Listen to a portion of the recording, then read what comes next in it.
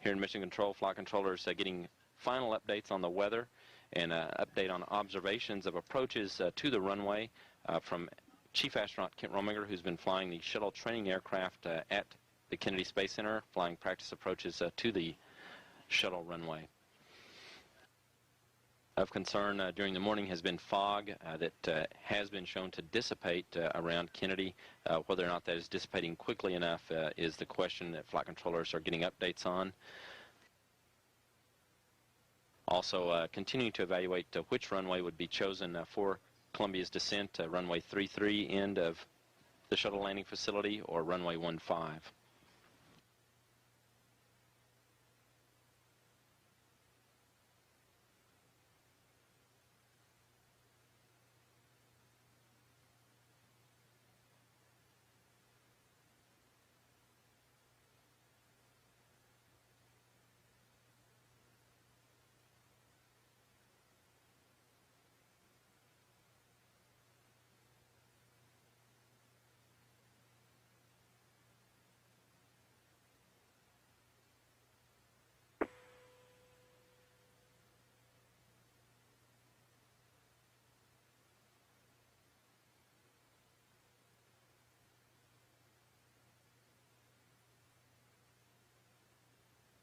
This is a live view of the shuttle runway as seen from a camera atop the vehicle assembly building at the Kennedy Space Center.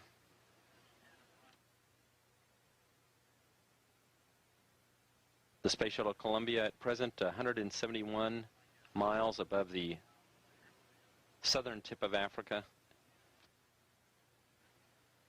16 minutes away from an engine firing that would begin its trip home after 16 days of around-the-clock science in orbit.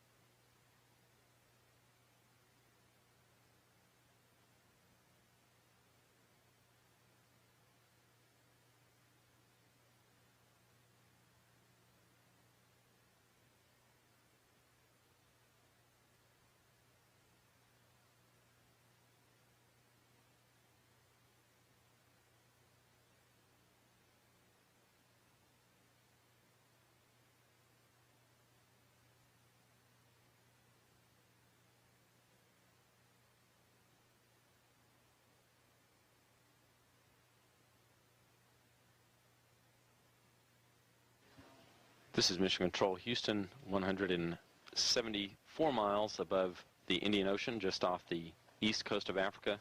Columbia is in the proper orientation for a firing by its twin orbital maneuvering system engines. It would begin its descent from orbit, a return to Florida this morning. That would be a 2-minute, 38-second long firing of its orbital maneuvering system engines to begin that descent.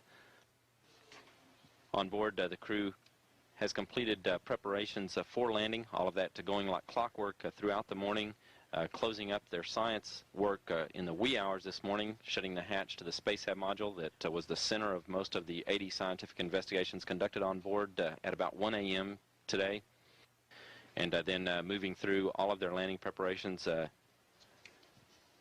very smoothly. Flight controllers are currently monitoring the weather at the Kennedy Space Center landing site. Specifically fog that has limited visibility but is dissipating.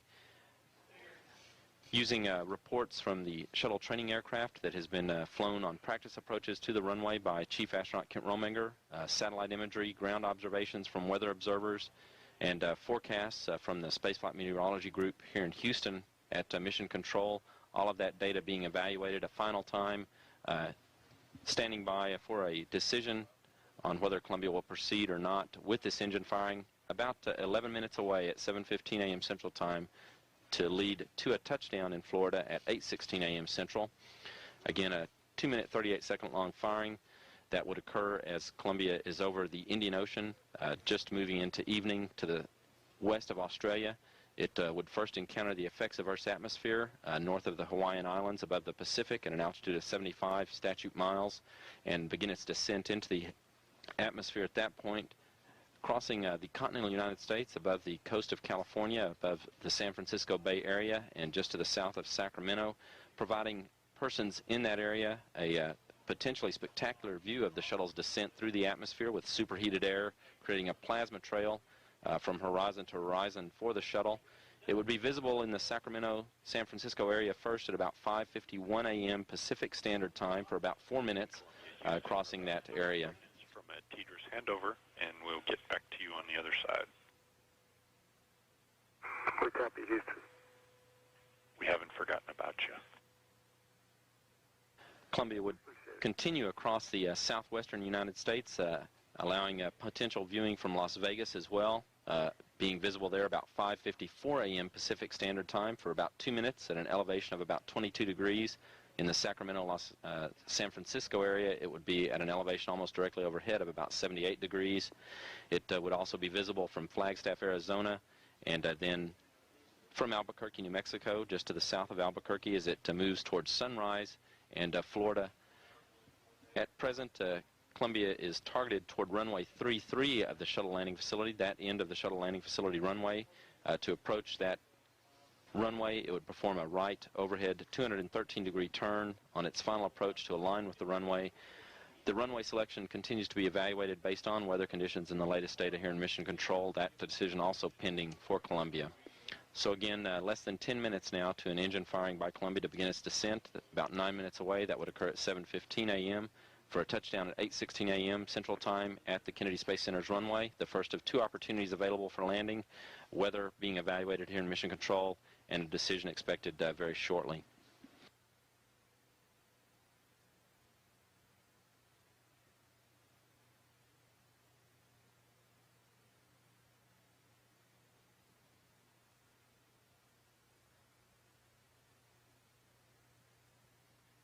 This is a live television view of the shuttle runway at the Kennedy Space Center from a camera atop the vehicle assembly building. The sun well up at Kennedy as fog continues to dissipate the vicinity.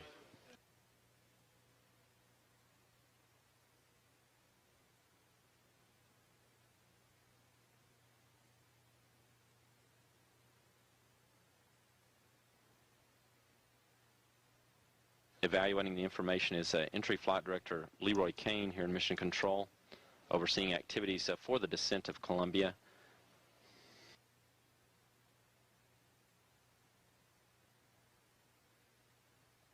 Providing communications with Columbia is astronaut Charlie Hobaugh.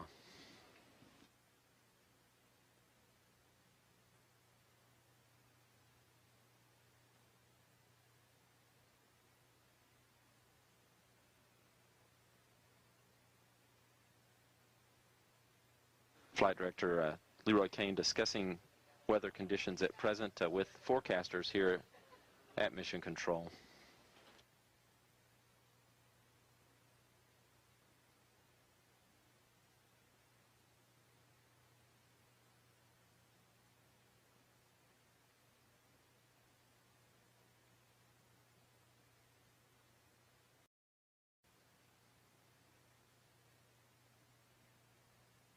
Columbia, Houston. Go ahead, Houston. Yeah, Rick, I guess you've been wondering, but you are go for the deorbit burn. We are going to continue to assess which runway end we prefer, but for now we are happy with the weather at KSC. You are go for the burn. Okay, we copy go for the burn. Right now we're leaving KSC 33 in until we hear otherwise. And that would be our preference with a headwind, but I know you guys have to look at the energy as well. And Rick, we appreciate your assessment, and that's one thing we were hoping for. There are other issues, and we'll give you the best option we can. We copy, and we appreciate it. Also, we'll plan on PLT flying prior to the hack if everything stays the same as we were read up earlier. We copy, Rick. Capcom astronaut Charlie Hobaugh passing along a go to Commander Rick Husband of Columbia and his crew of 7 to come home this morning to the Kennedy Space Center at the first opportunity to fire Columbia's engines in under 6 minutes from now, about 5.5 minutes to begin its descent from orbit and an approach to the Kennedy Space Center that would have it touch down at the shuttle runway at 8:16 a.m. Central Time. Flight controllers continue to evaluate which end of the runway Columbia will approach based on weather conditions. Runway 15 or runway 33 as the ends are labeled. Both ends are acceptable at this point. It's just a matter of which one is the very best.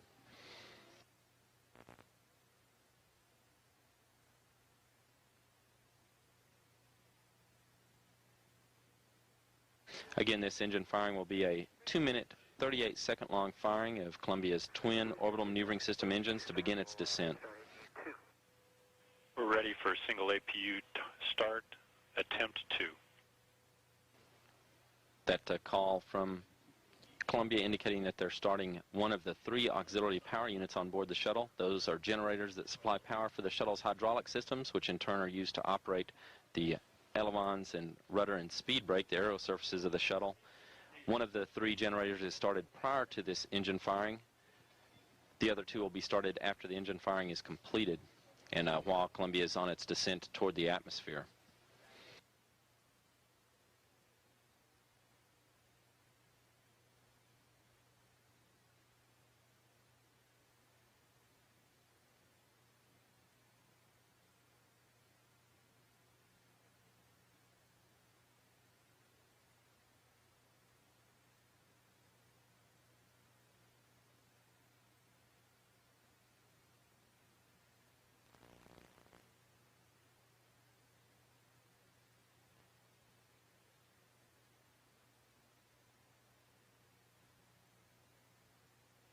Columbia, Houston, we're about 30 seconds to a teeter's handover. We may have some RADI-COM on the next satellite.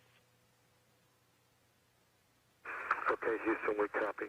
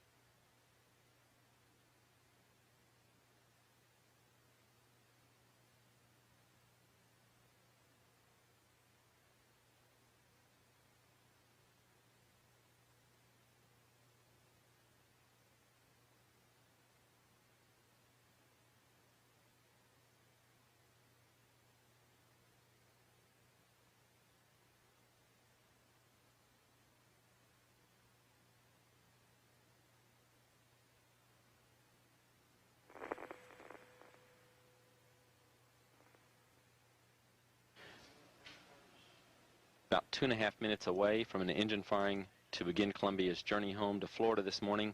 Columbia moving into its final orbital sunset. It'll move into sunrise again as it descends through the atmosphere en route to Florida above the southwestern United States.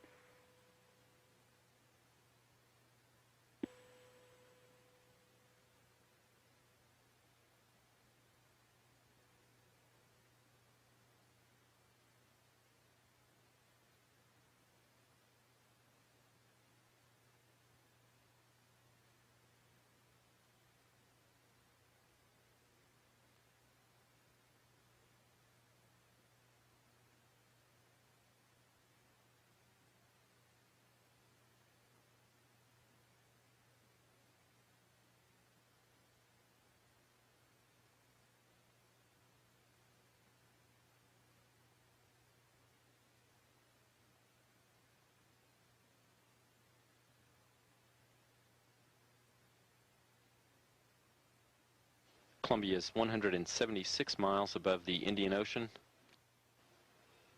to the west of Australia, about 30 seconds away from the start of an engine firing to begin its descent toward Florida, completing 16 days of scientific work in orbit. This will be a 2-minute, 38-second long firing of both orbital maneuvering system engines for the shuttle, putting it on a course toward a touchdown at the Kennedy Space Center's shuttle runway at 8:16 a.m. We copy, Houston. Thanks.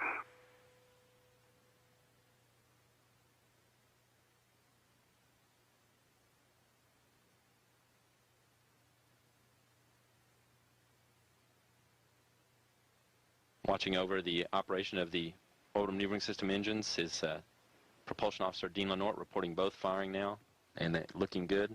2 minutes and 38 seconds that both will fire to drop Columbia out of orbit, put it on a course toward its first encounters with the atmosphere at an altitude of about 75 miles above the Pacific Ocean to the north of the Hawaiian Islands.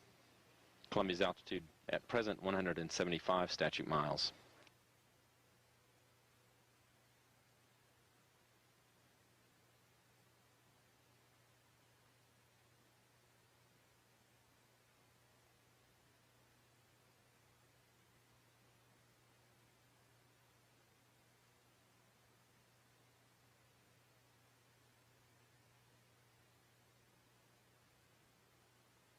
A little over 1.5 minutes left to go in the deorbit engine firing for Columbia, putting Columbia on course toward a touchdown in Florida at 8:16 a.m. Central Time today.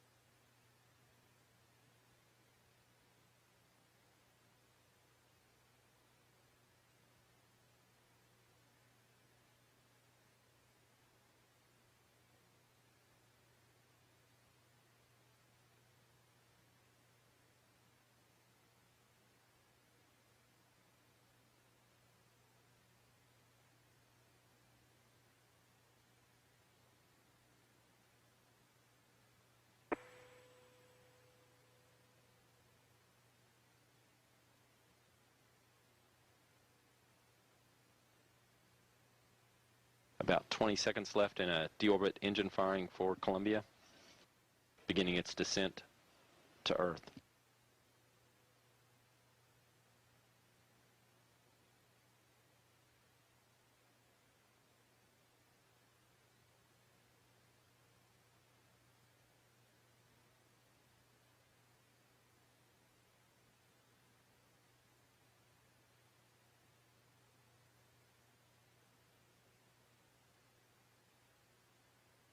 Columbia, Houston, good burn, no trim required.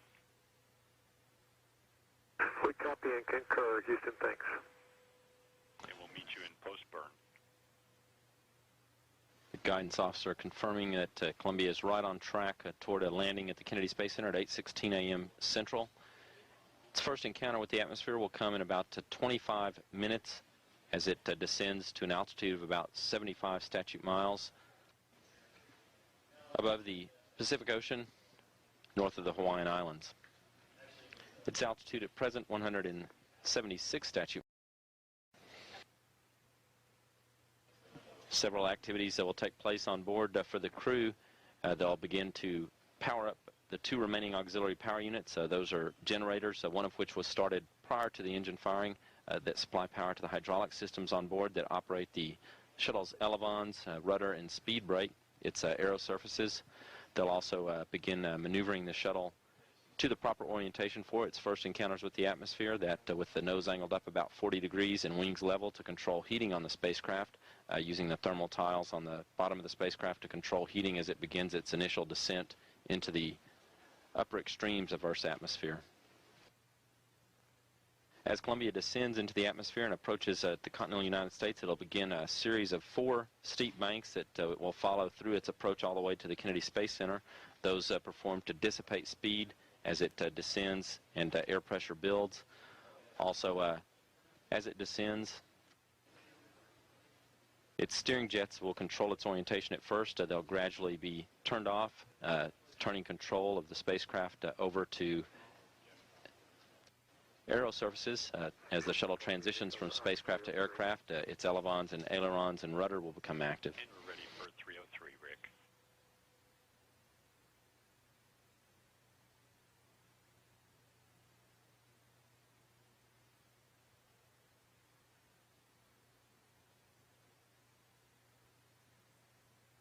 And Houston, here comes the maneuver.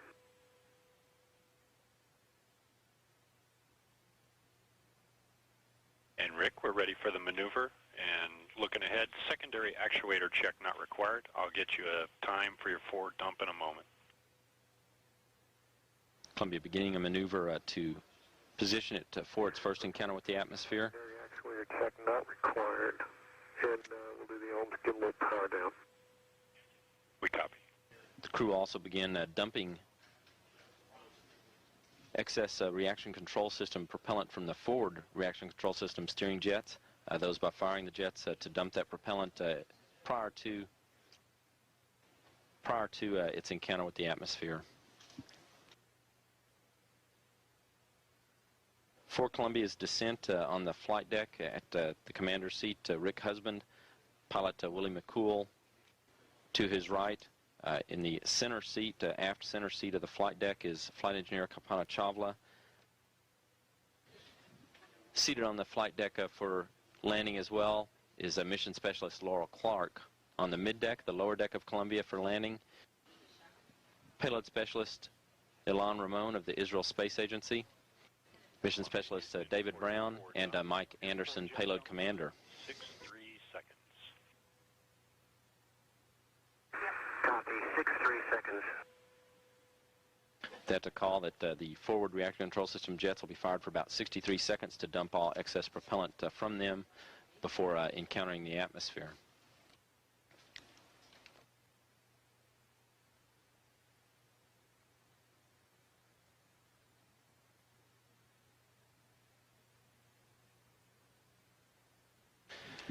Columbia's descent toward Florida will take it across the breadth of the continental United States. It'll cross the west coast of the United States above the San Francisco Bay Area of California, providing a spectacular sighting opportunity for persons in the San Francisco and Sacramento, California Bay Area.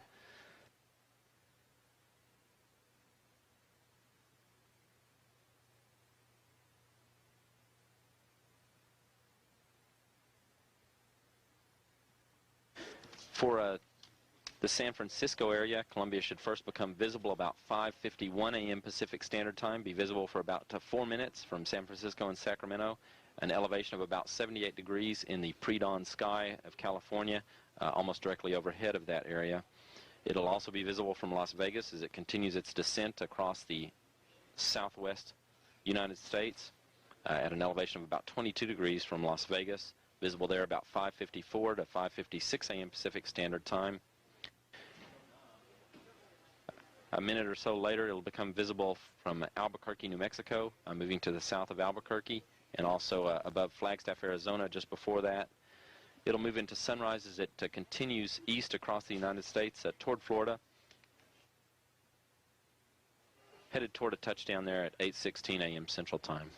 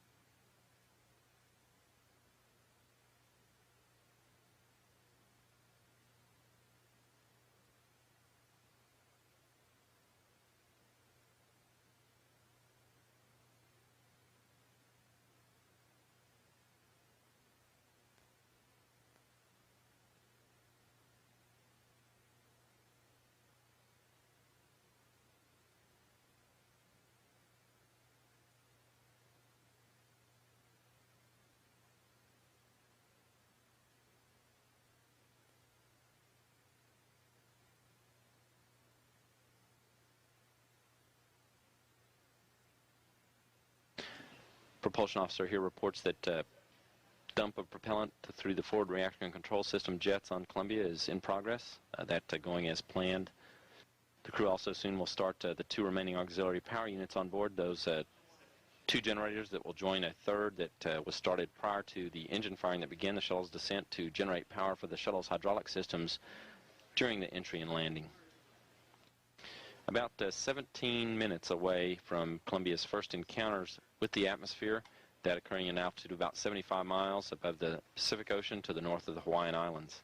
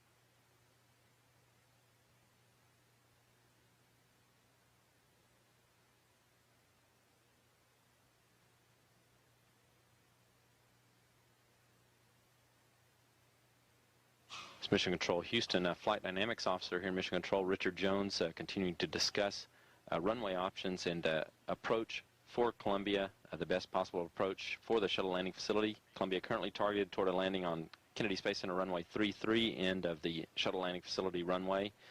Discussion as to whether or not that may be switched to runway 15. That decision expected as Columbia continues its descent.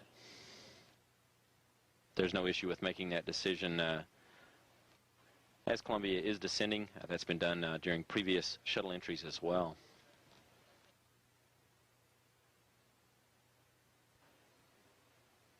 The Flight Dynamics Officer oversees the trajectories of the shuttle and its flight as it enters the atmosphere and also during launch.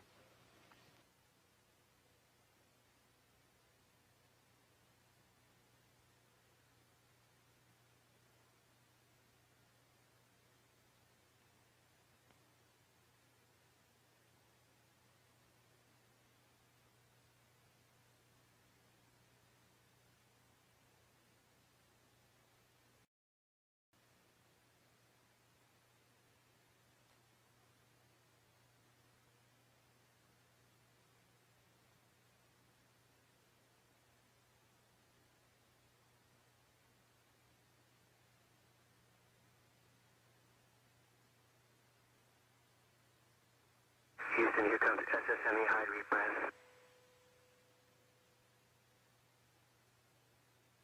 And we're ready, Willie. No deltas.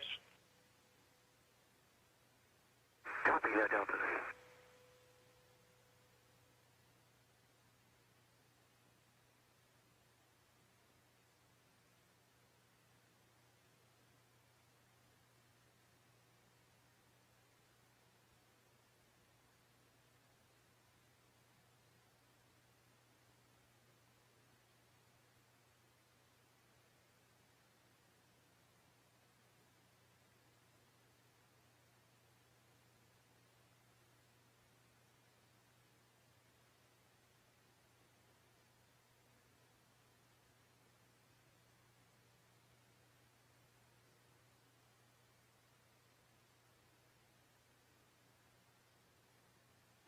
Columbia's altitude now 135 statute miles as it continues to descend toward the atmosphere above the Pacific Ocean. All activities going smoothly on board. Columbia on track toward a touchdown at the Kennedy Space Center Shuttle Landing Facility runway at 8:16 a.m. Central Time. Evaluations still ongoing of runway selection, which end of the runway Columbia will approach. Currently targeted for runway 33 there, however. With Columbia on track for landing, we'll now go to the Kennedy Space Center for an update there on preparations to receive Columbia after its 16-day scientific journey. This is Kennedy Space Center shuttle ground operations. After a flawless 16 days in orbit for Columbia, all is in readiness for its return to the shuttle landing facility. On orbit 255, Columbia will be crossing the Florida Panhandle, entering a portion of the Gulf of Mexico, and then crossing the coastline once again near Crystal River, moving inland to Orlando, and then proceeding eastward toward the Kennedy Space Center and Cape Canaveral. Most of the final landing preparations were completed on Friday. All of the convoy vehicles and their support systems were turned on and checked out, and there was a thorough sweep of the runway to check for possible debris. That sweep was repeated again this morning. The landing team began arriving at 6 a.m. and had an initial tag-up and landing status briefing at 6:45. All team members required to be at their assigned stations at the runway at 7:15. There was a final briefing by the convoy commander to the landing team at 7:45. The 20 landing convoy vehicles were deployed to the ends of the runway at 8:15 this morning. The shuttle landing facility at KSC is 15,000 feet long and 300 feet wide, about a third longer and twice as wide as a runway at a major commercial international airport. It is located about 3 miles northwest of the Complex 39 Vehicle Assembly Building. STS-107 marks the 62nd landing of the Space Shuttle Orbiter at the KSC runway. Following landing and return to the hangar, Columbia will be deserviced and then processed for its next mission this fall. Currently, the weather observation at the shuttle landing facility has a temperature of 52 degrees with winds westerly at 5 knots. The expected high during the day today on the runway while deservicing Columbia is underway is expected to be around 69 degrees with winds from the west-northwest 12 to 18 knots. Astronaut Kent Rogemer, accompanied by educator astronaut Barbara Morgan, began flying weather reconnaissance around the Cape Canaveral vicinity at 6:15 this morning, and over the last hour and a half have been flying approaches to the runway in the shuttle training aircraft.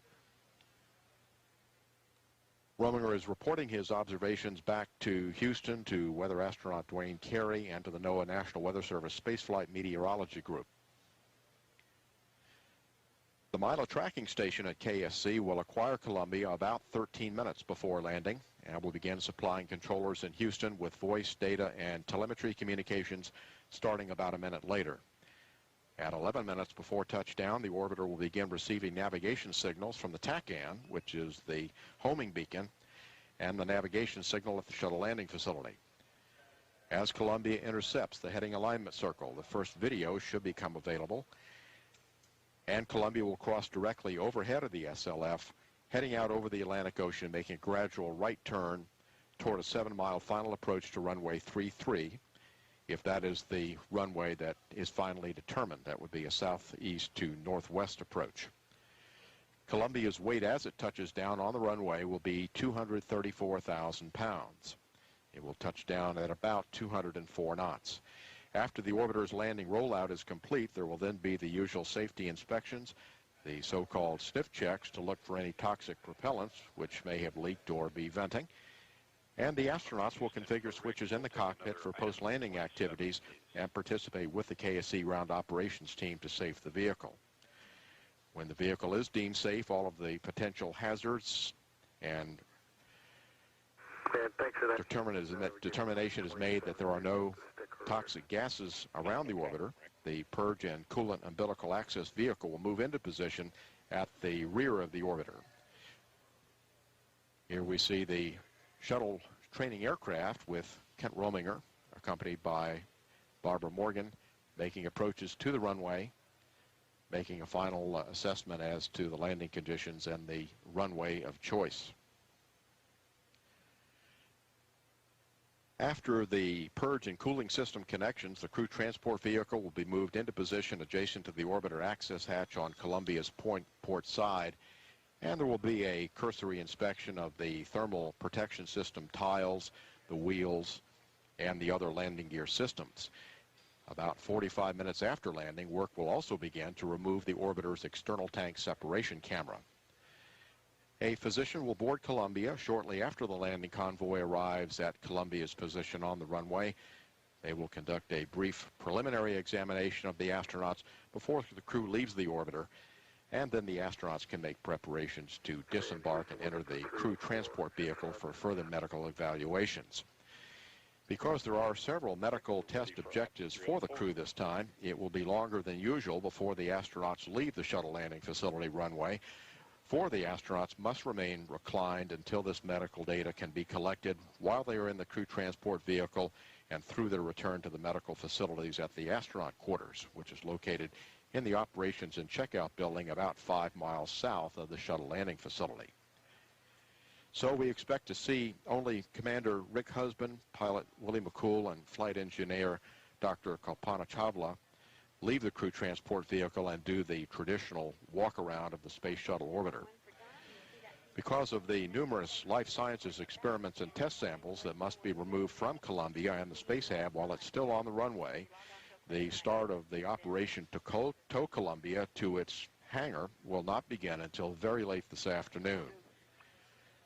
Once back at the astronaut quarters, all of the crew will undergo thorough physical examinations, then have lunch and see their immediate family members, and they currently plan to go home to Houston on Sunday. Columbia's next mission is STS-118 in mid-November. Plan to deliver the S5 truss segment to the International Space Station, and the 6-member crew will include NASA educator astronaut Barbara Morgan. Visibility continuing to improve as we move toward our projected 9:16 a.m. landing time, and all convoy vehicles are in position ready to support the touchdown and rollout. From the shuttle landing facility, this is the Kennedy Space Center Ground Operations Control Center.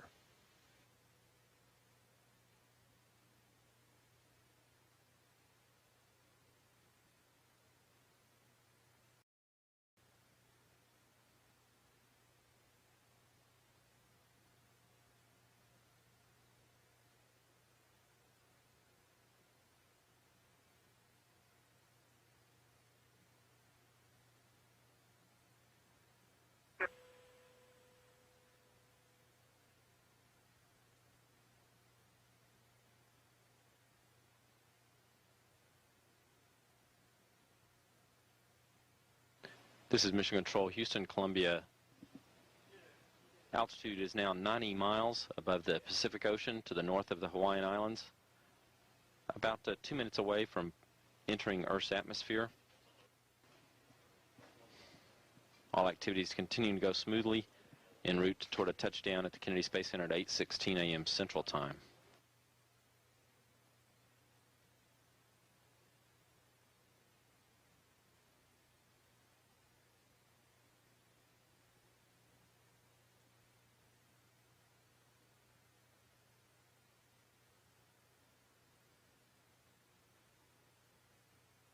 Columbia is currently targeted toward runway 33 at the Kennedy Space Center.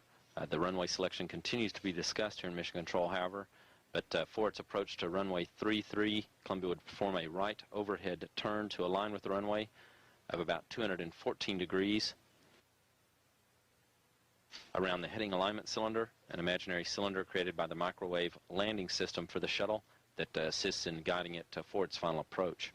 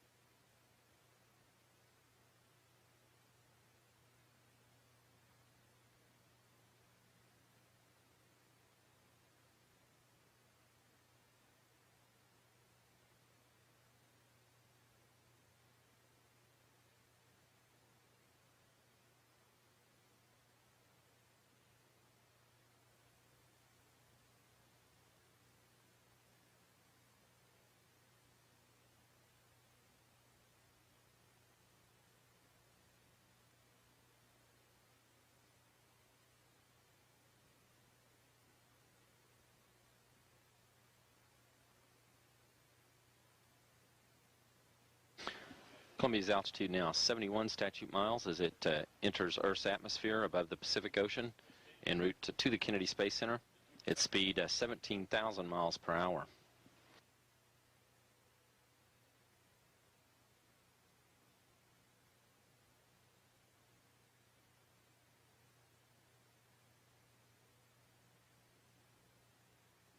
Columbia with wings level and nose angled up about 40 degrees to control heating as it descends into the atmosphere. Its altitude now 68 miles. As Columbia descends into the atmosphere and approaches the continental United States, it'll perform the first in a series of 4 banks it performs as it approaches the Kennedy Space Center. The first bank to the right, then back to the left, then back to the right, and then a final bank to the left as it approaches Kennedy and the shuttle landing facility runway. Those designed to dissipate speed for the shuttle as it descends into the atmosphere toward landing.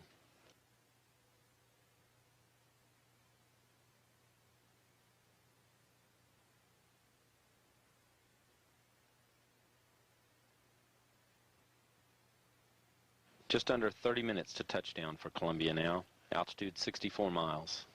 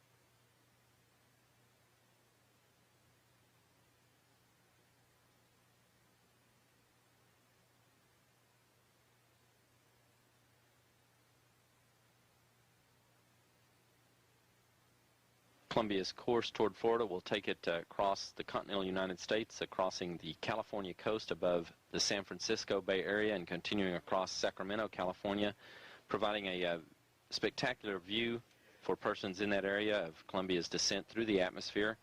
That observation of the shuttle would begin about 5:51 a.m. Pacific Standard Time and continue for about 4 minutes till 5:55 a.m. Pacific Time, with the shuttle at an elevation of about 78 degrees. It'll be visible as well through much of the United States Southwest, above southern Nevada and northern Arizona and central New Mexico as it continues its descent through the atmosphere, trailing a plasma trail left as it heats the atmosphere around it during its descent. Columbia's altitude now 54 miles as it continues to descend into the atmosphere. Wings level, nose angled up 40 degrees to control heating. Columbia is traveling about 17,000 miles per hour.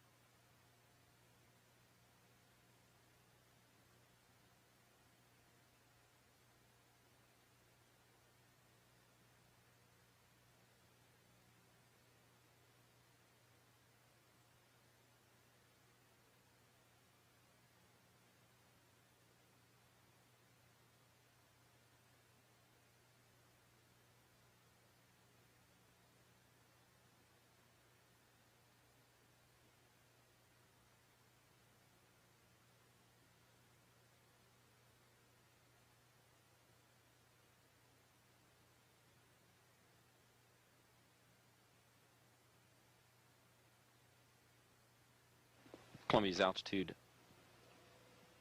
48 statute miles as it begins the first in a series of 4 banks to dissipate speed as it descends into the atmosphere.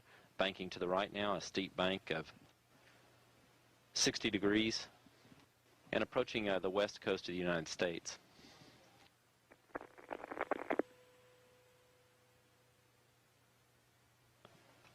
Columbia speed 16,620 miles per hour. Range to touchdown at the Kennedy Space Center runway, 3,450 statute miles.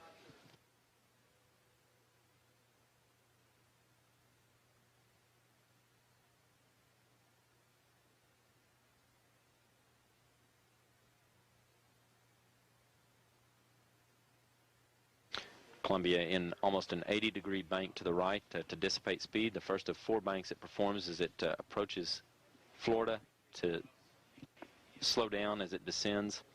Altitude now 47 miles, or about 248,000 feet. The shuttle speed is 16,400 miles per hour.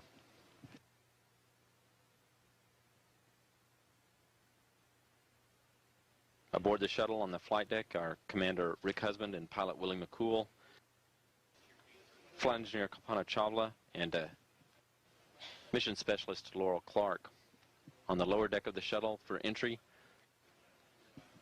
our payload commander Mike Anderson, mission specialist David Brown, and payload specialist from the Israel Space Agency Alon Ramon.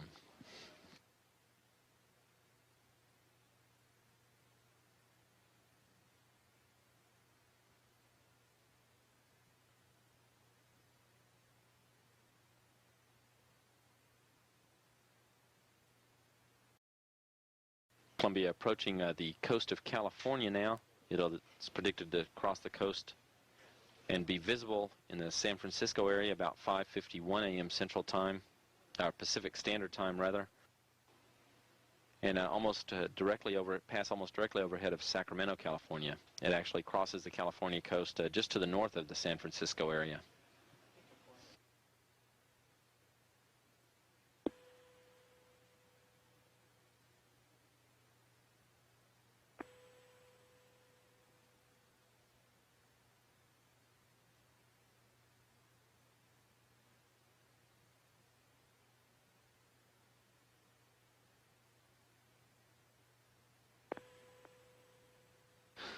Columbia is on target for runway 33 at the Kennedy Space Center Shuttle Landing Facility runway. Subject of runway selection has been discussed in Mission Control, continues to be discussed some, but in the meanwhile, at present, the original targeting for Columbia is toward runway 33, and as it approaches runway 33, it would perform a right overhead 212-degree turn to align with that runway around the heading alignment cylinder, an imaginary cylinder created by the microwave scan beam landing system at the shuttle runway that assists in the shuttle's guidance toward its final approach to the runway.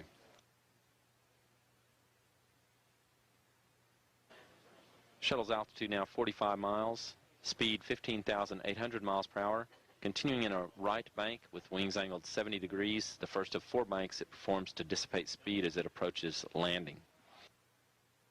Columbia crossing the California coast, again just to the north of the San Francisco area. Its course will take it across Sacramento, California.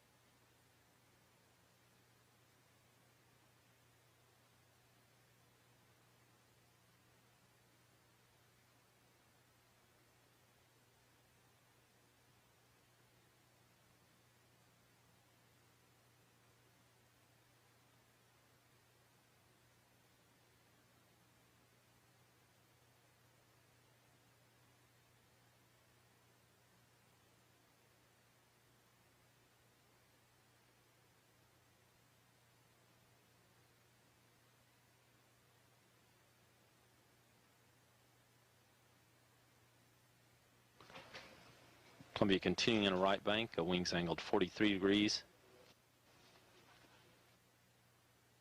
Speed 15,000 miles per hour. Altitude 43 miles. 2,090 miles to touchdown at the Kennedy Space Center. Targeted for runway 33 at Kennedy at present.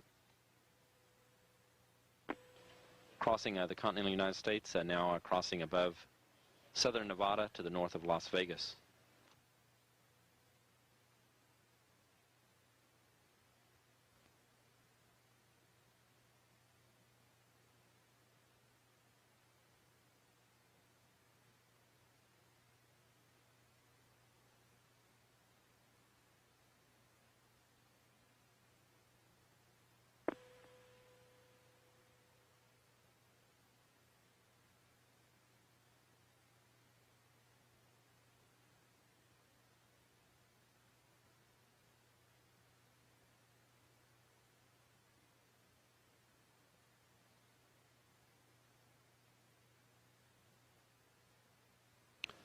Columbia's course continuing across Arizona and at the Arizona-New Mexico border near the Four Corners area of the United States.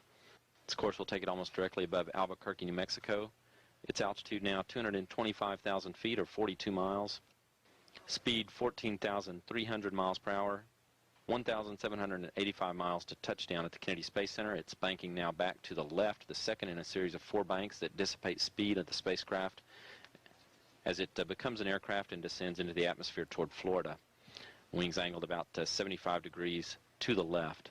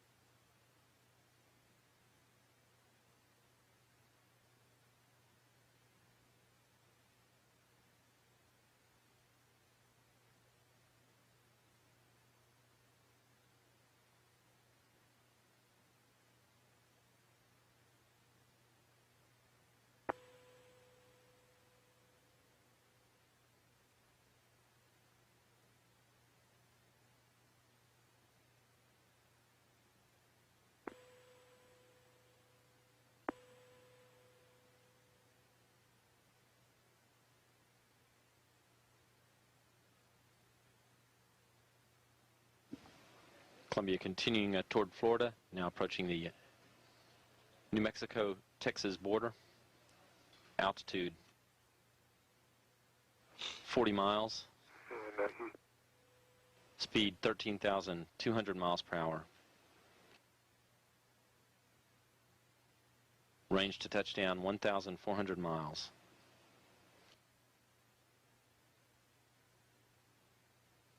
The shuttle in the left bank with wings angled about 57 degrees to horizontal.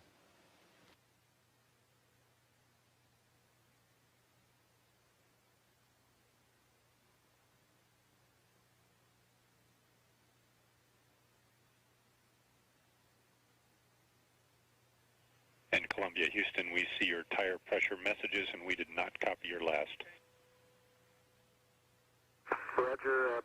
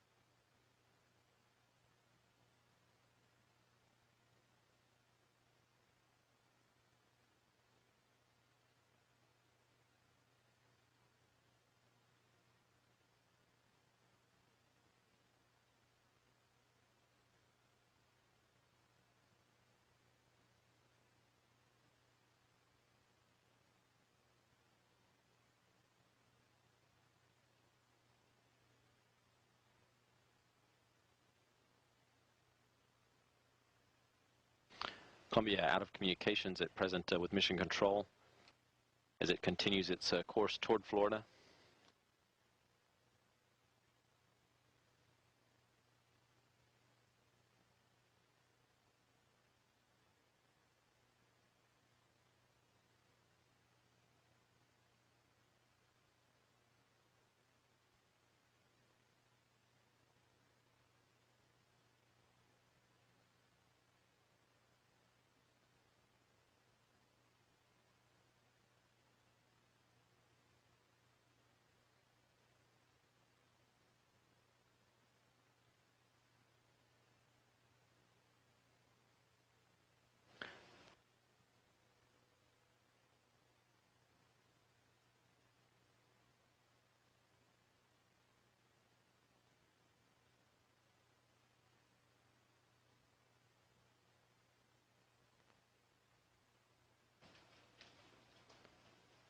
"14 minutes to touchdown for Columbia at the Kennedy Space Center.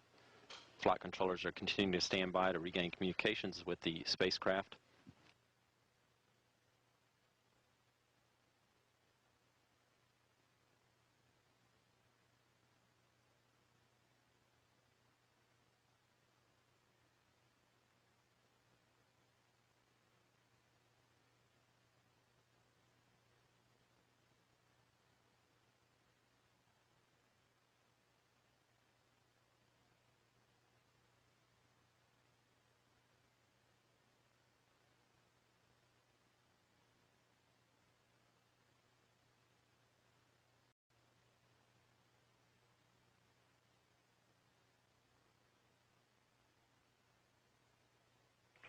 Columbia, Houston, comm check.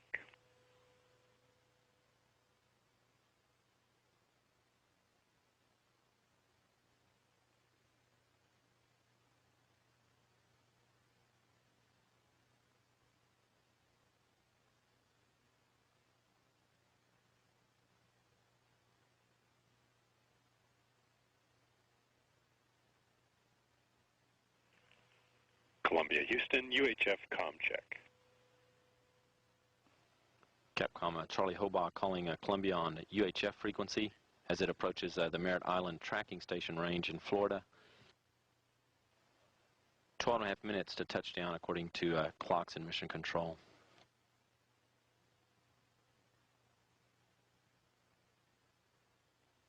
Columbia, Houston, UHF comm check.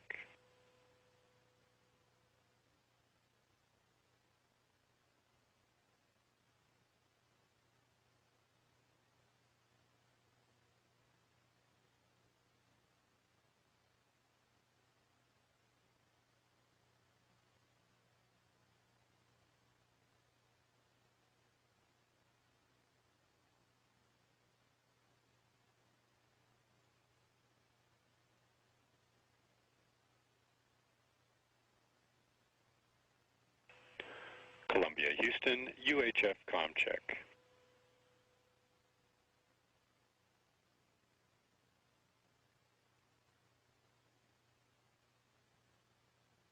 Flight controllers are standing by for Columbia to move within communications range of the Merritt Island tracking station in Florida. To regain communications with Columbia.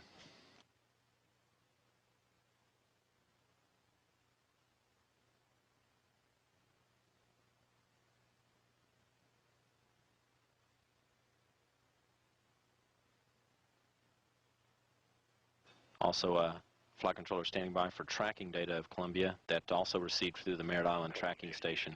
UHF comm check.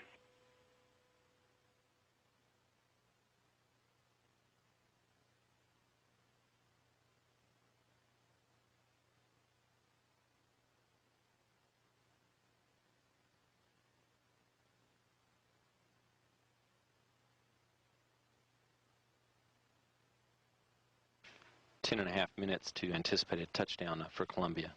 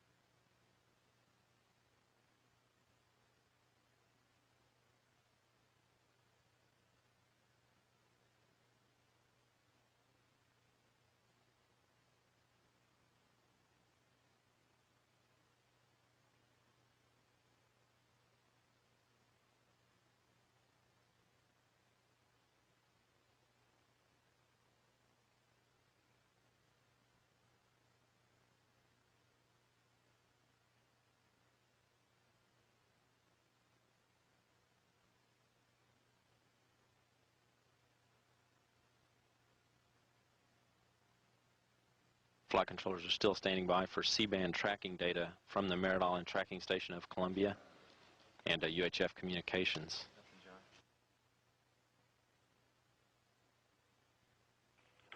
Columbia, Houston, UHF comm check.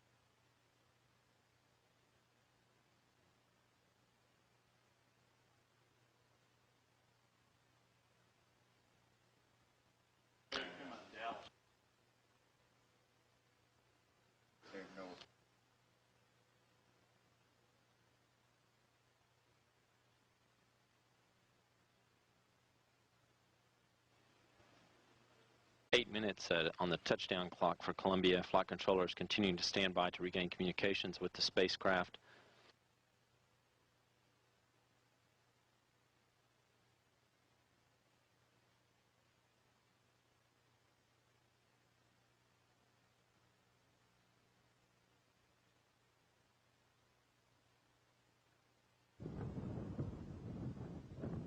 Flight controllers standing by for communications through the Merritt Island Tracking Station, a ground tracking site in Florida.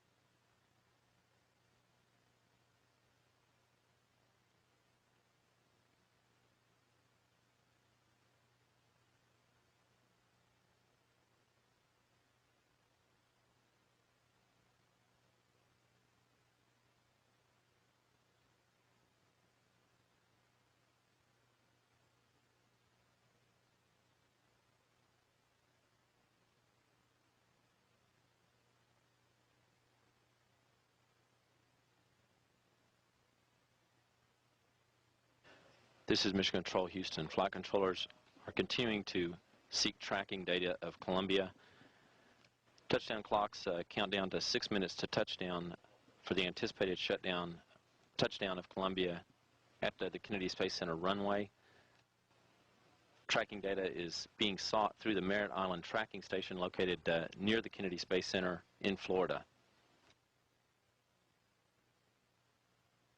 Communications with Columbia were lost at about 8 a.m. Central Time, about 10 minutes ago.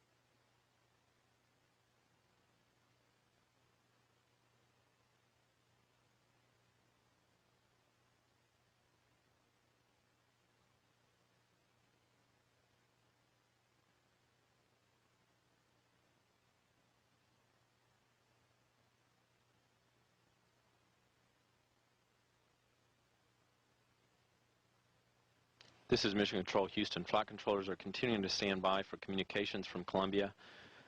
The last communications with the spacecraft occurred about 8 a.m. Central Time as it was above Central Texas.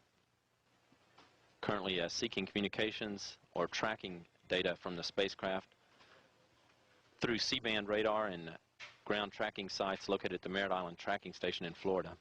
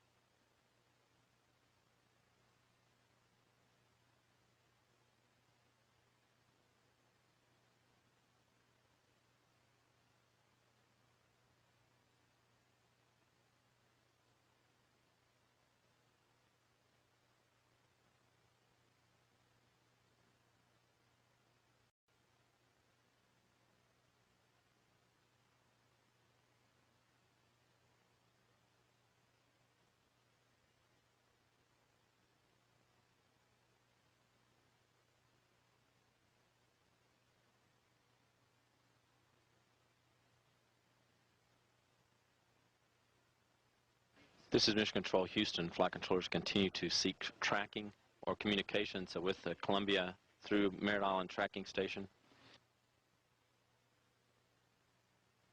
Last communications with Columbia was at 8 a.m. Central Time approximately above Texas as it approached the Kennedy Space Center for its landing.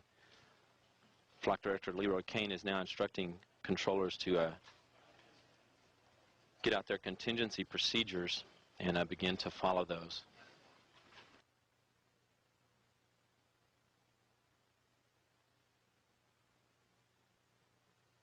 The Flight Dynamics Officer reports no tracking data from C-band radar at the Merritt Island Tracking Station has been reported of any objects.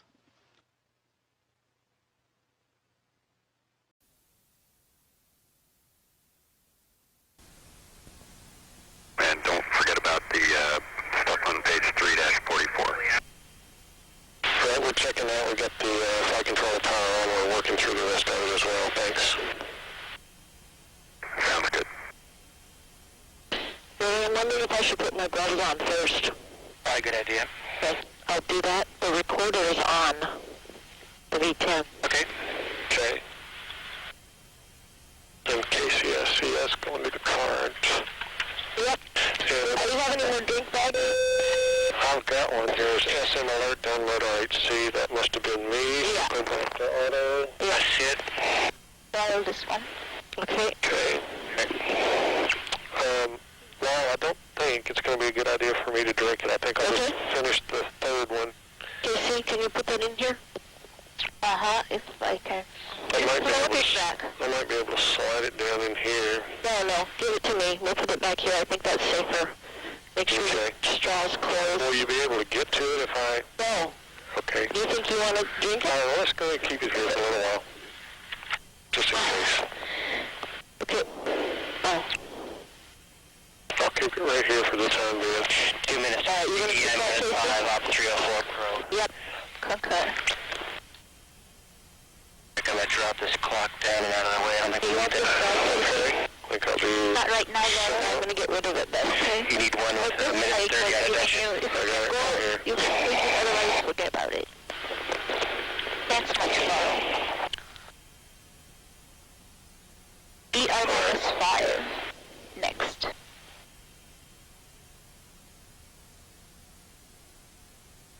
Roger that.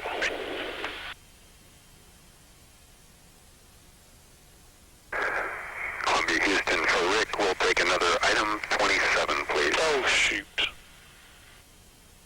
Looks good. Where did we miss that? Well, I went back to auto, but I needed to do an item 27. Oh. And thanks for that, Houston.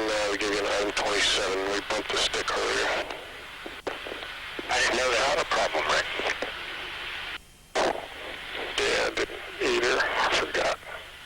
I thought the needles weren't really going where they needed to be, so. Okay.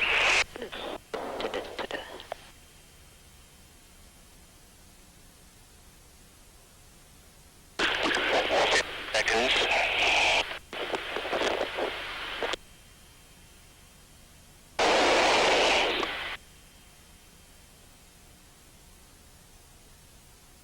You want to queue up, Rick, if you like? Ops 3 or 4? Sure. Get the card turned over. Okay. Alright, check LVLH attitude. We come back to LVLH. Good. That's looking good. I'm gonna go Ops 3, no 4. Yep, looking good. Good. And Houston will get to 304 at 5 minutes. Rick, we're ready for Ops 304. Here it comes. Looks good. 304. 304. And she comes to life.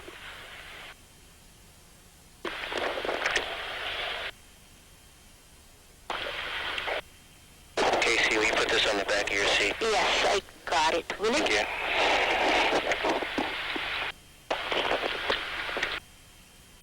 Here's one for the trash bag. Okay, and, oh wow. Oh, Just float it back slightly, gently, and float that back gently too. I was acting 1G. Thank you. okay. Okay, so now we are looking for Q bar of 1, but that's on AOA, so Roger. 22, 10, 16 is when we see guidance box. Roger that.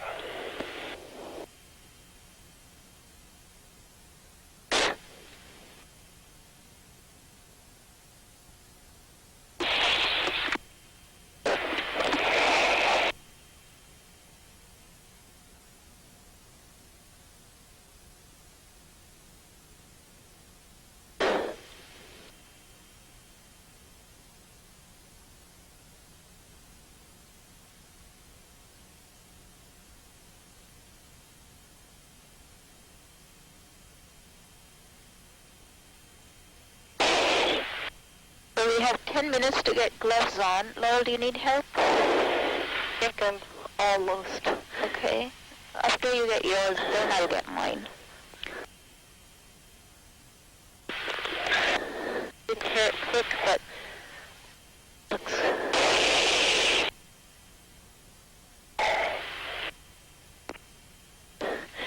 Actually, okay, really, no, I'm done. Okay.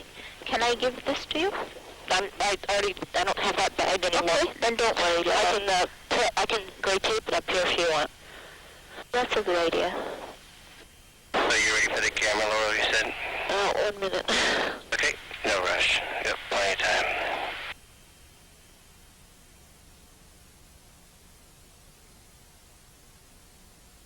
You see, Annette, got another thing to populate your... Alright. I got it, Willie.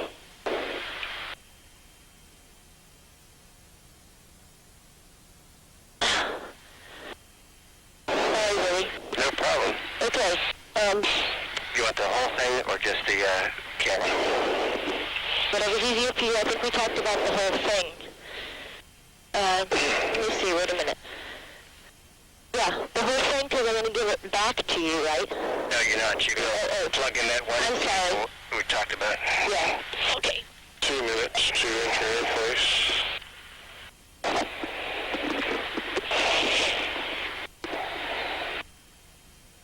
I know that, but I can't. Sorry, Willie, I didn't understand your question. You only want the camera back, right? I do not want the camera back. He's got one mounted in his head already. Okay. Yep. Replug. Replug, that's all you got to do.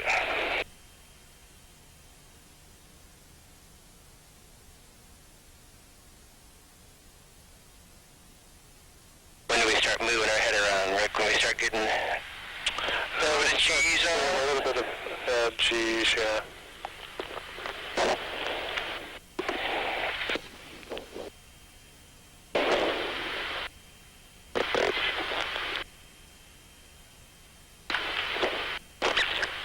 Lucy, can you look at the camera for a second? Look at me. You see me? Yep. There. What, Kissy? Oh, I just turned towards you. I don't see what you have there. There. Okay, well. Flashback, Casey, if you got any. Yeah, gray taping, you can just give it to us. That's 6.5 bags. Okay, I am going to have to give this to Laura when she's done. I'm going to gray tape it behind, velcro it behind the seat. I think this is light enough that it will stay.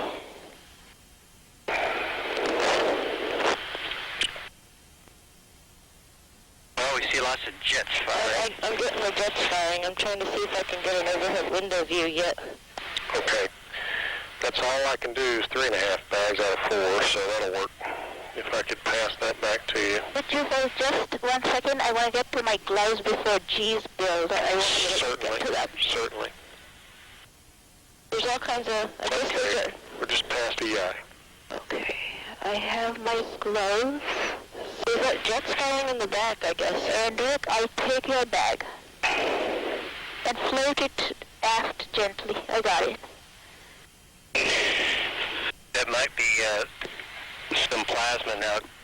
Think so, already? The jets are not firing right now. It was quite a bit, actually. Yeah, we see it out the front also. That's some plasma. Tell me when there's good stuff out front. I'm filming overhead right now. It's kind of dull. Oh, it'll be obvious when the time comes.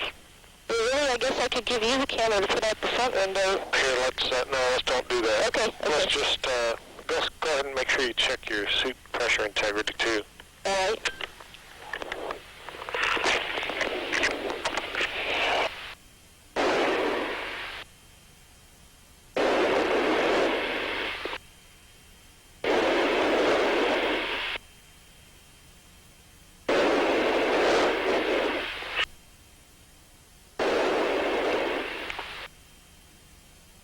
Check on intercom. Put the visors down. CDR. BLT. Yes, 1. MS1. I don't have my gloves on, yes. But MS2. All right, good enough. So we're going to leave visors down now. No, I'm just saying, just check your suit. Okay, but I'm going to go back off. Yeah. Yeah. That's good enough for me. Let's see, I'll check one other thing.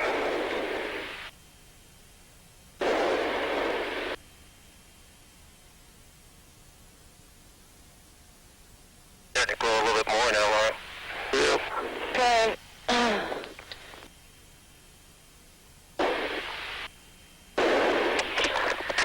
Okay, all that's working.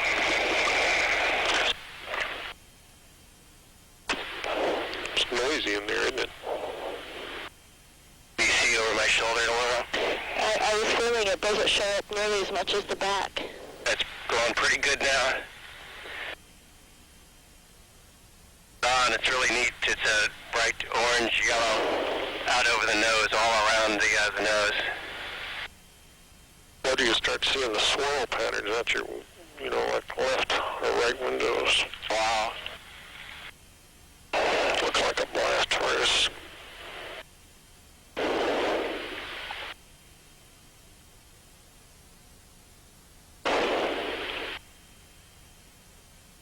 See here. Look at that. Yep, we're getting some G. Let go of the car and it falls. I got a bit slip here on the XL now. Yep. All right, we're at 100th of a G.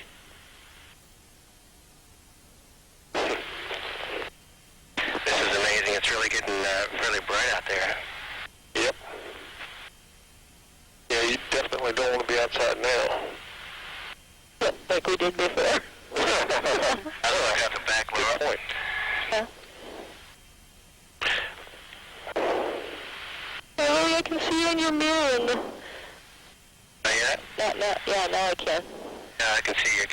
Okay. Stop playing. Okay, 2210, 1052 is what we were looking for. Okay. 1016, right? We're at 16 right here. Yeah, 221016. Yeah, 221016. Correct, sorry.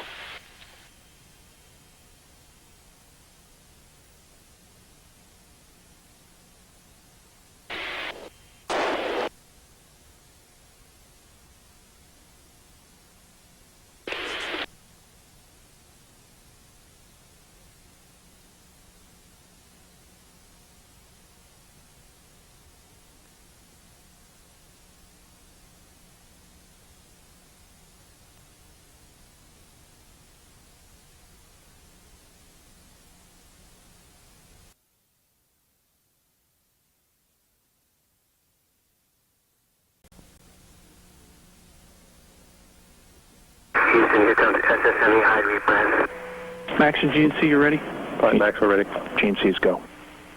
And we're ready, Willie. No deltas. Copy, no delta.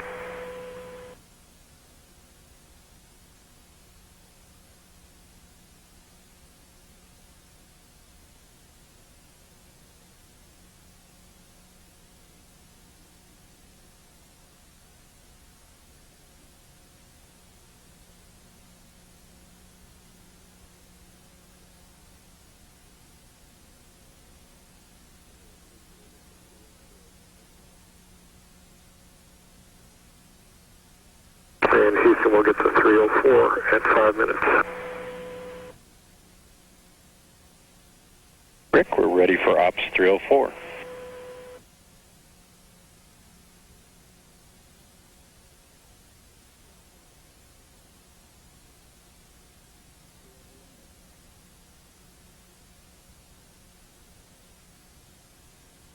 CLG in it. Copy. Well and right. Flight guidance. Flight Max. Go ahead, Max. FYI, I've just lost 4 separate temperature transducers on the left side of the vehicle, hydraulic return temperatures. 2 of them on system 1 and 1 in each of systems 2 and 3.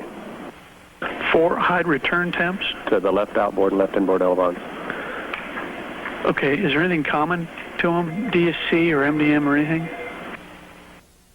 I mean, you're telling me you lost them all at exactly the same time? No, right? not exactly. They were within probably 4 or 5 seconds of each other. Okay, where are those? Where is that instrumentation located? They're all 4 of them are located in the aft part of the left wing, right in front of the elevon actuators. And there is no commonality. No commonality.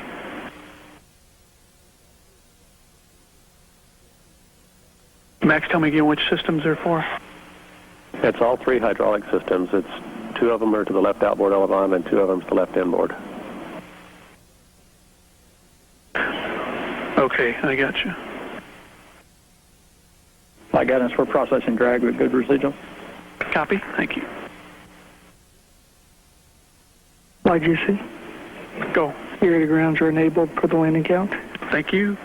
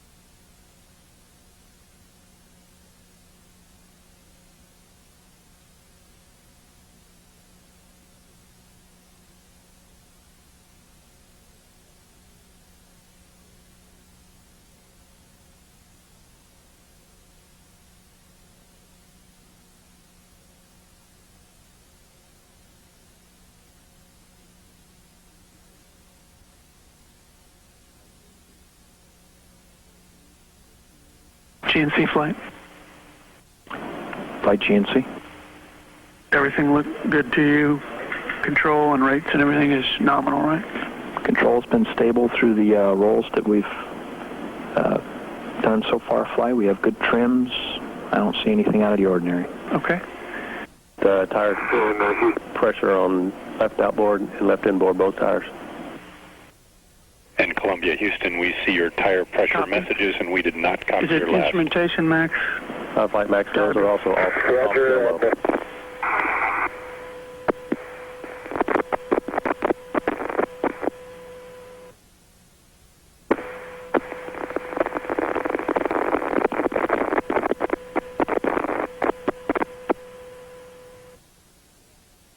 Flight Inco. Go. Yeah, we're just taking a few hits here. We're right up on top of the tail. Not too bad.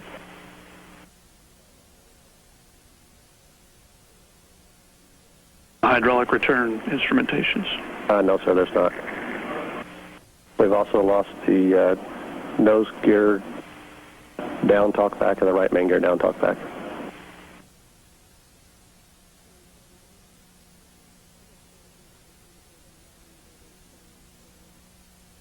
And Flight Ecom?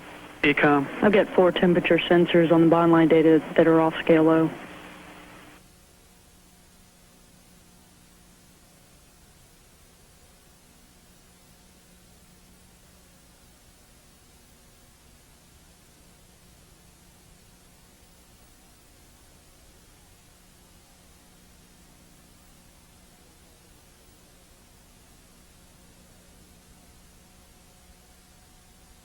Flight Inco, I didn't expect this bad of a hit on comm.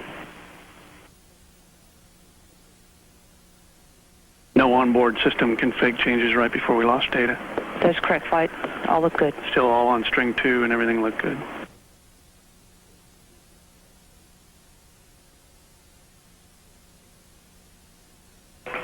Columbia, Houston, comm check.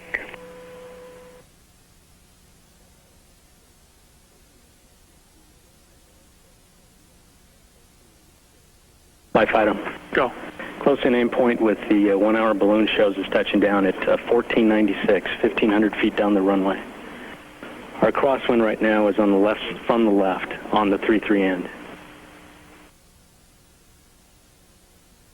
Columbia, Houston, UHF comm check.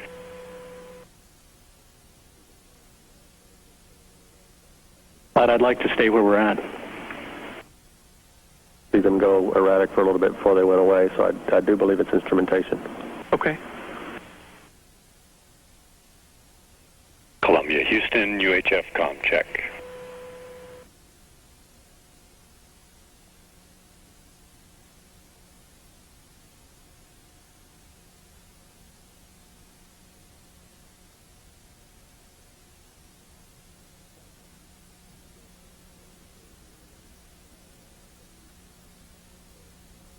Flight Fighter. Go. I know this data's a little late. The 1 hour balloon protects us for wind Columbia, persistence. Houston, UHF comm check. I think we're in a smaller wind persistence case than that. In other words, Pilot's not reporting any RAF at this time. Flight Inco, SBCs just should have taken us to stay in low.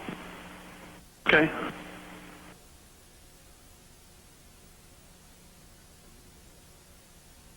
Fido, when are you expecting tracking? 1 minute to go, Flight.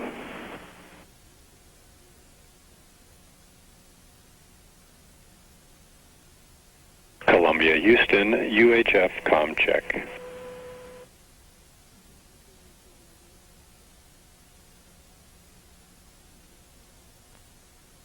Imply GC, no C-band yet. Copy. Flight Inco. Go. I could swap strings in the blind. Okay. Command us over. Good work, Flight.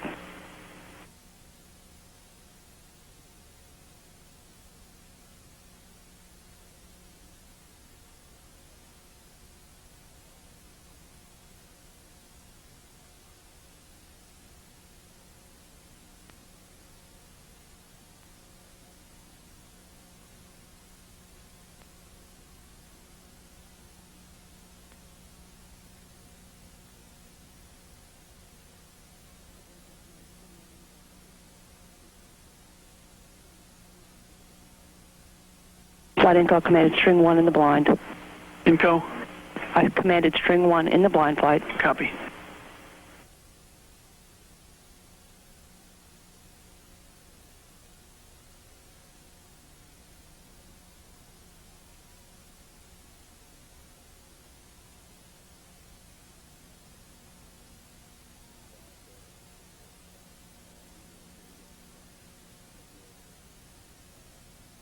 Bad data point flight.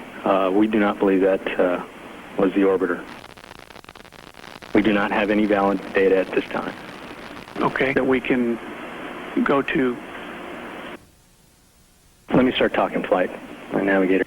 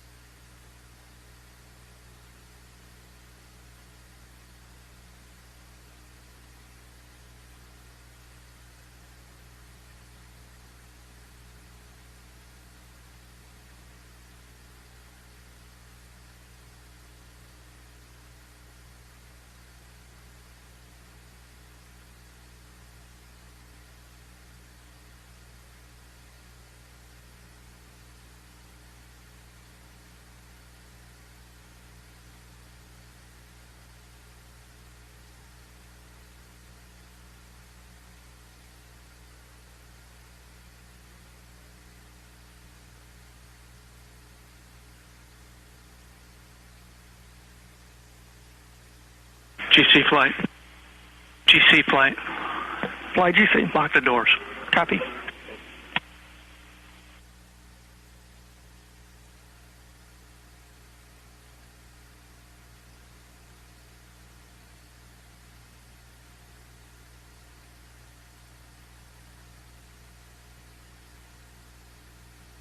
Fido, do you have any tracking? No, sir.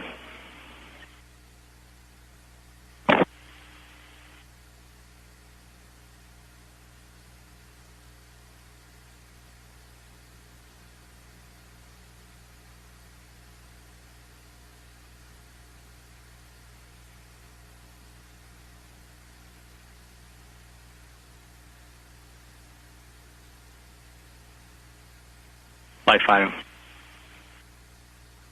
Go. My C-bands have not required anything. We are only acquiring false locks at this time.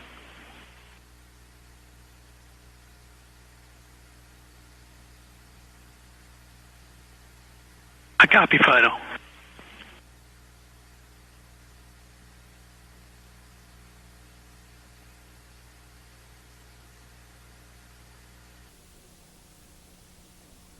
Off the FCOH contingency plan procedure, FCOH checklist, page 2.8-5.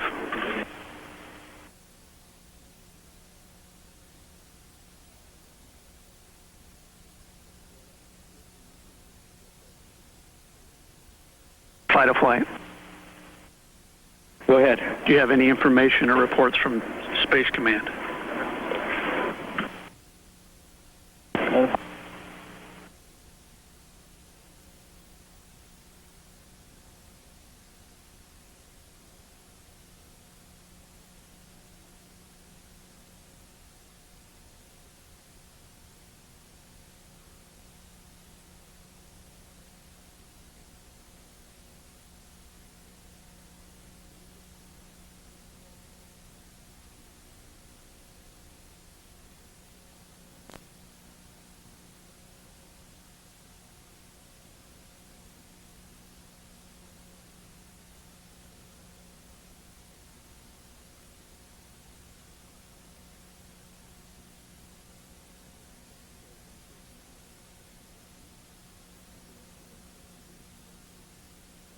Okay, and all flight controllers on page 9 of the FCOH procedure, you need to make sure you step through the actions required in step 20.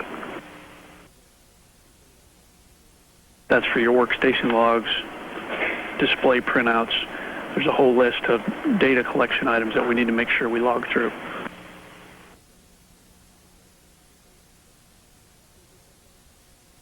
I have the old mock DSC checkpoint, but we got an equivalent capability that we need to do. We'll get that done.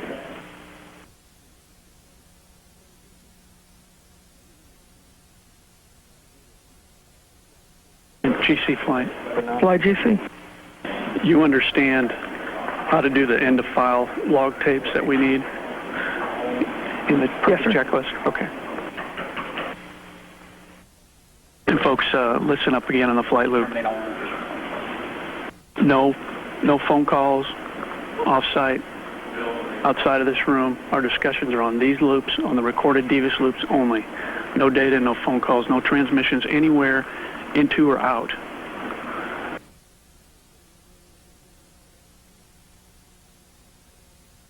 And fly GC. GC. Yeah, we have no way of disabling the black phones. I understand.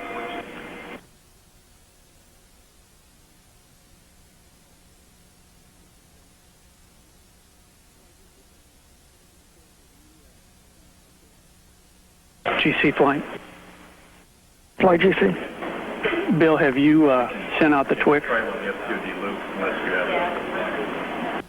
We're supposed to notify the other NASA centers via the TWICs, and the TWICs is on 2.8-3. We'll work it, flight. As soon as we can, Bill. Copy.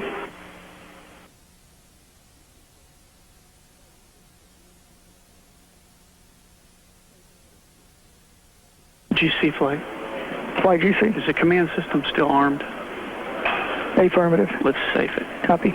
INCO, we're going to safe the command system.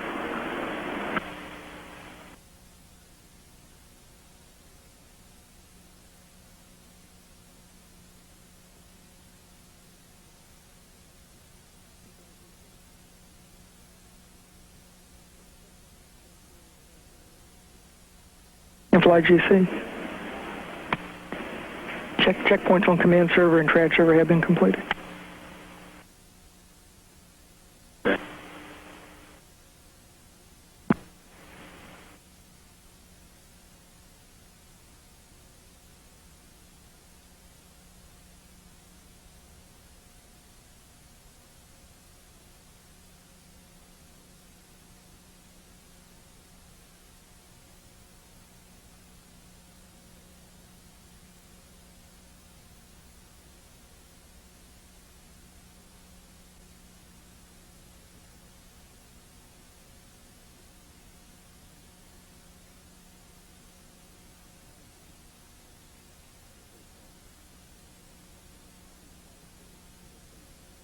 And Fido flight.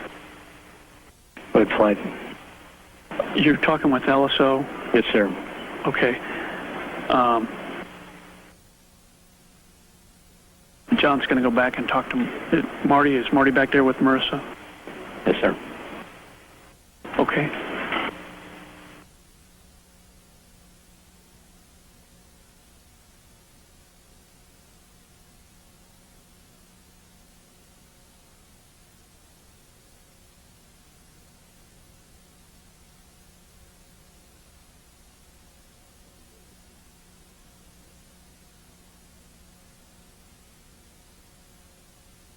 Flight, go ahead, sir.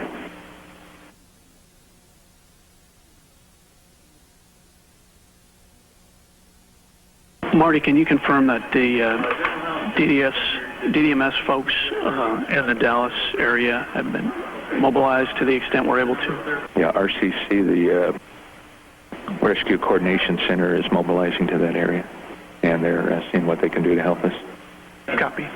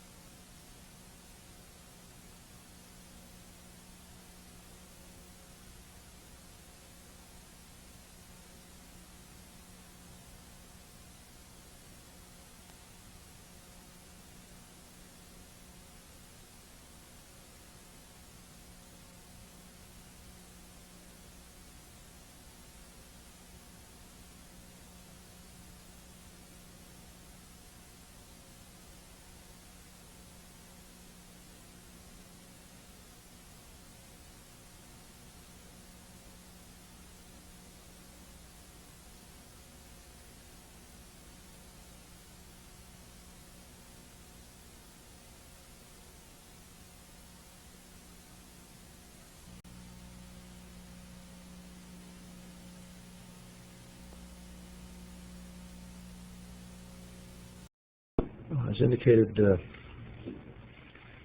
earlier, we'll make a statement today, and at this point, and a little later this afternoon at about 3 o'clock Eastern Time, there'll be a full technical briefing conducted from the Johnson Space Center. So at this point, we're just going to give you the circumstances as we understand them leading up to this particular tragedy today. This is indeed a tragic day for the NASA family, for the families of the astronauts who flew on STS-107, and likewise tragic for the nation. Immediately upon indication of a loss of communications on STS-107, at a little after 9 a.m. this morning, we began our contingency plan to preserve all the information relative to the flight activities. I immediately advised the President and the Secretary of Homeland Security, Secretary Tom Ridge, at the point after landing was due to have occurred at 9:16. Spoke to them very briefly thereafter to advise that we had lost contact with the Shuttle Orbiter Columbia and STS-107 crew. They offered, the President specifically offered, full and immediate support to determine what the appropriate steps were thereafter to be taken. We then spent the next hour and a half working through the detail and information of what we have received, and Bill Reedy will walk you through the specifics of those operational and technical issues here in just a moment. Thereafter, we have met with the family members of the astronauts who were here at Kennedy Space Center and are soon to be departing back to Johnston, to Houston. The President has called and spoken to them to express our deepest national regrets. We have assured them that we will begin the process immediately to recover their loved ones and understand the cause of this tragedy. At this time, we have no indication that the mishap was caused by anything or anyone on the ground. We've assembled a mishap investigation team that immediately was assembled upon the point of past the stage in which the orbiter was to have landed here at Kennedy Space Center a little after 9:30, and that team in turn is coordinating on a regular basis on all the facts that are pertaining to this from the Johnson Space Center, and a rapid response team from here at the Kennedy Space Center, as well as participants from the Marshall Space Flight Center in Huntsville, Alabama. In addition to these internal efforts, we have also appointed a mishap investigation board, an external group of people who are independent from NASA, who will immediately be charged with the opportunity to look at all the information that was immediately locked down right after our absence of communications. Each of these individuals are safety and mission assurance related officials in other federal departments of the federal government, from the Air Force, from the Navy, from the Department of Transportation, and across the federal expanse. The investigation team will also be chaired by an individual contacted to serve who is external to the federal agencies, and we'll have the opportunity to coordinate all the information again from an external view. So we'll be conducting both the internal activity as well as any external review immediately to ascertain the causes and circumstances under which this tragedy occurred. We pulled together all the federal agencies and local governments as well. In discussion several times this morning with Secretary Tom Ridge, the effort is heavily underway to coordinate an understanding of exactly where the orbiter path had taken it from West Texas towards the Kennedy Space Center here in Florida, and to make sure that the material on the ground is secured so that the investigation can begin promptly. We would urge anyone who believes they have discovered or found any material to stay away from it and to please contact local officials. The local first responder groups for emergency services and so forth have been authorized and directed by Secretary Tom Ridge to assist in all manner. The Federal Emergency Management Agency is coordinating that effort on the part of the Department of Homeland Security. It's here this morning with the families of the astronauts and their friends. It started out as a pretty happy morning, awaiting the landing of STS-107. And we had highly anticipated their return because we couldn't wait to congratulate them for their extraordinary performance and their excellent efforts on the science mission on this very important flight. They dedicated their lives to pushing the scientific challenges for all of us here on Earth.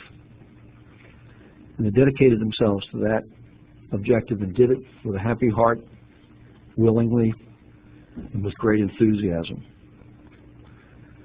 The loss of this valiant crew is something we will never be able to get over, and certainly the families of all of them, we have assured we will do everything we can possibly do to guarantee that they work their way through this horrific tragedy. We ask the members of the media to honor that too. To please respect their privacy and please understand the tragedy that they are going through at this time. We will help the media assure that be the case as well. We trust that the prayers of the nation will be with them and with their families. And again, a more courageous group of people you could not have hoped to know than the families of these crew members. An extraordinary, extraordinary group of astronauts who gave their lives and did it in a way that they knew exactly the risk, but never, ever, do we ever want to see a circumstance where something like this could ever happen. And we diligently dedicate ourselves every single day to assuring these things don't occur. And when they do, we have to act responsibly, accountably, and that's exactly what we will do.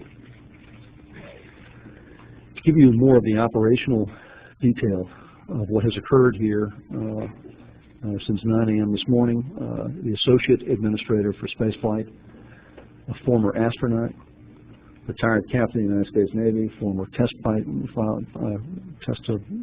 pilot, Bill Reedy, who has commanded 2 separate missions previously and as an astronaut, and is now, again, our Associate Administrator for Spaceflight, and has worked with me all morning along with all of us here at Kennedy Space Center to work through the details of the events as we know them and to present to you the facts as we understand them. Again, the technical details that are being worked very diligently now will be covered again at 3 p.m. this afternoon out of the Johnson Space Center. With that, I'm going to turn it over to Captain Bill Reedy. It's a truly difficult day for all of us. Many of us were standing alongside the runway waiting to celebrate their triumphant return after a 16-day science mission. I think you could tell from the downlink that they loved what they were doing and they thought what they were doing was extremely important, pushing back those boundaries in science. At 9 o'clock, we heard that they had lost data from the spacecraft, and it appears that that was at about 200,000 feet and about Mach 18. The loss of data was somewhere over north central Texas, and at the planned landing time of 9:16, we initiated our contingency action plan called the Rescue Coordination Center and initiated a search and rescue effort. Sadly, I think from the video that's available, it does not appear that there were any survivors. We have currently impounded all the data, including all the pre-flight certification of flight readiness for STS-107. And at this point, I'd have to say it's too early to speculate about the exact cause. Obviously, we're looking at all the data that we have available. Those people that have videos, those people that have still pictures, we'll urge you to contact NASA so that we can coordinate those things that might be available. And to reiterate what the administrator said, those people that may find debris, do not touch it, do not move it. Contact your local authorities, have them impound it, and secure the area so that our technical specialists will be able to piece together the puzzle so that we can resolve what happened.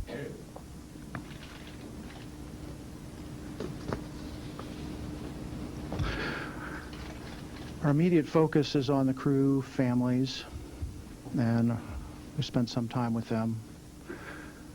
The President called. I'd have to say the families are bearing up with an incredible amount of dignity considering their loss. We all grieve for them. We all pray with them for the crew.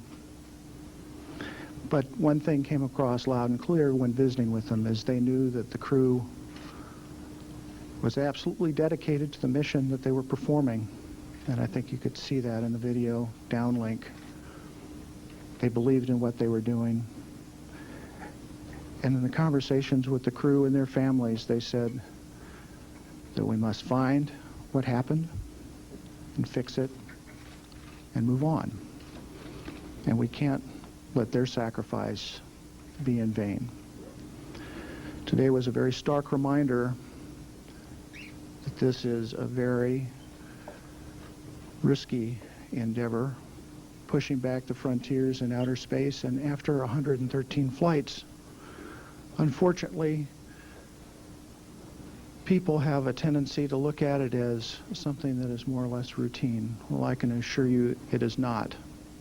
Each and every time I flew, each and every time my colleagues flew, we treated that with the respect that it deserved from a professional standpoint. And I have to say that as the one responsible for shuttle and station within the NASA, that I know that the people of NASA did everything possible preparing for this flight to make it as perfect as possible. My promise to the crew and to the crew families is that the investigation that we have just launched will find the cause, we'll fix it, and then we'll move on. Thank you.